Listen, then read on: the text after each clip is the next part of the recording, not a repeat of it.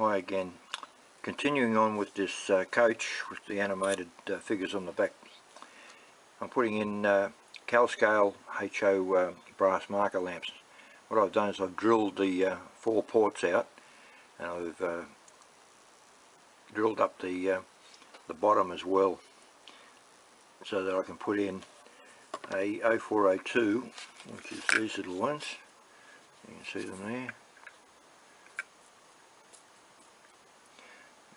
0402s will fit. 0603s are a little bit too big, and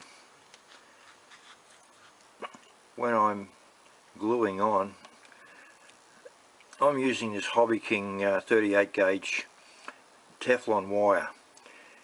I don't have a problem in stripping it. It's multi-strand, believe it or not, and it's just that little bit better because of the insulation. When I'm drilling a hole through the body of the coach, which is metal, the risk of scraping off the enamel on magnet wire can happen, and you don't get a good result with the lead.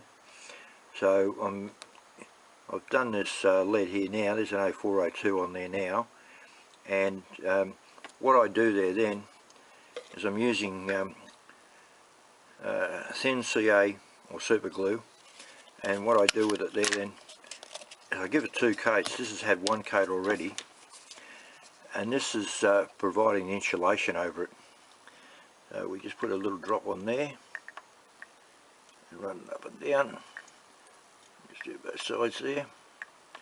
What that's doing there now, of course the brass marker lamps are metal, we don't want any part of the 2 pads on the surface mount lead touching the metal and shorting out. So by insulating it with super glue and letting it dry, then we can mount it in there, and we can mount it in with Arlene's tacky glue, Well Bond, or Formula 560 glue, any of those glues, and that they then will allow you to pull that out if the lead was ever to die, which I've never had one of these die on me there.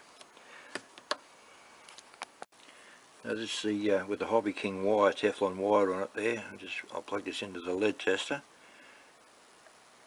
You can see the lead. Oh, get over that again. There we go. You can see the lead. That's just nice. Now when I put that inside the brass marker lamp, I'll orientate it so that the most of the light is coming out the back, and then I'll tint it with, to me, a clear red paint once the glue's dried, when I put the lead inside it. So usually I let things dry overnight. I don't rush it, and you get a good result there then. Alright, we're going to do the other one. I've done one lead. We need to do the next one.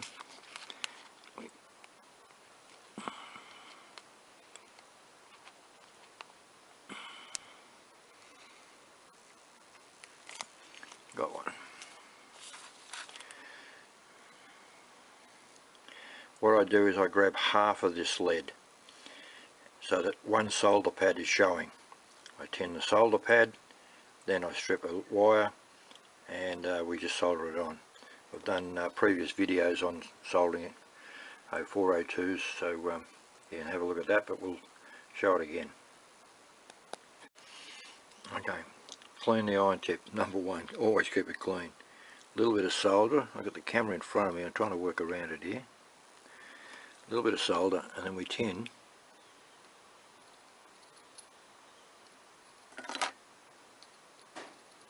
Oh, here we go.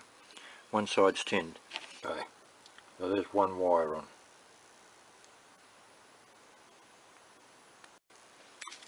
Here's the second one now, wired up, and we just test him. Okay, when I'm talking about orientating the lead so that it goes in, if I turn that, you can see the brightness changes into the back, and there we go, we've got the most brightness there. That's the side of the lead that I want facing backwards through the red lens of the marker lamp. So what we do now is a well bond, give him a dip in.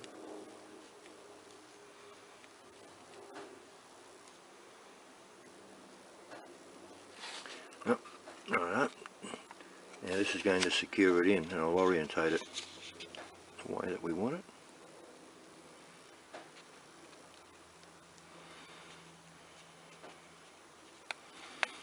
I've got a red one facing the inside, and this one here is the rear, the back.